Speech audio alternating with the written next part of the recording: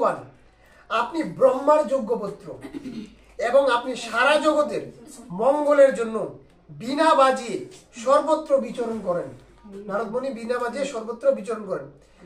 আপনি ঠিক সূর্যের মতো, যে সূর্য সমস্ত জীবের উপকারের জন্য সারা ব্রহ্মাণ্ডে আবর্তন করেন। এখানে নারদ মুনিকে কে বলছেন? নারদ মুনিকে ধ্রুব মহারাজ বলছেন যে আপনি বিনা বাজিয়ে সারা জগতের কি করছেন? বিনা বাজিয়ে সর্বত্র বিচরণ করছেন এবং আপনি হচ্ছে একটা সূর্যের মতো, হ্যাঁ, সবকিছু আলোকিত করে জীবের উপকারের জন্য সারা ব্রহ্মাণ্ডে আবর্তন করছেন, মানে ঘুরছেন। শিলপ্রভুর তাৎপর্য কি? জয়।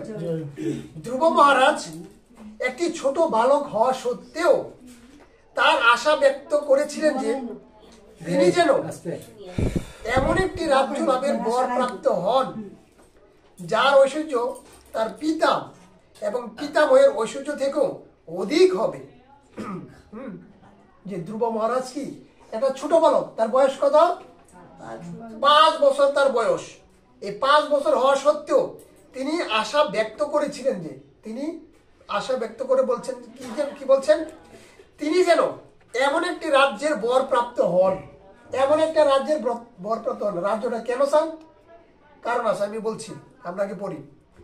তিনি যেন এমন একটি রাজ্যের বর প্রাপ্ত হন যার ঐশ্বর্য তার পিতা এবং পিতামহের ঐশ্বর্য থেকে অধিক হয়। তার রাজ্যটা, হ্যাঁ, তিনি এমন একটা প্রার্থনা করছেন, এমন একটা বর প্রার্থনা করছেন যে আমি এমন একটা রাজ্য চাই যে রাজ্যটা আমার পিতা, আমার পিতামহ, পিতামহ মানে আমার দাদু, ঠিক আছে, পিতা এবং পিতার বাপ বা আরো যে দাদু থাকে, ঠিক আছে, এই পিতামহ, তাদের থেকেও আমার রাজ্যটা যেন অধিক বড় হয়। তিনি নারদ মুনির মতো একজন মহাপুরুষের সাক্ষাৎ লাভ করায় তার আনন্দ ব্যক্ত করেছেন।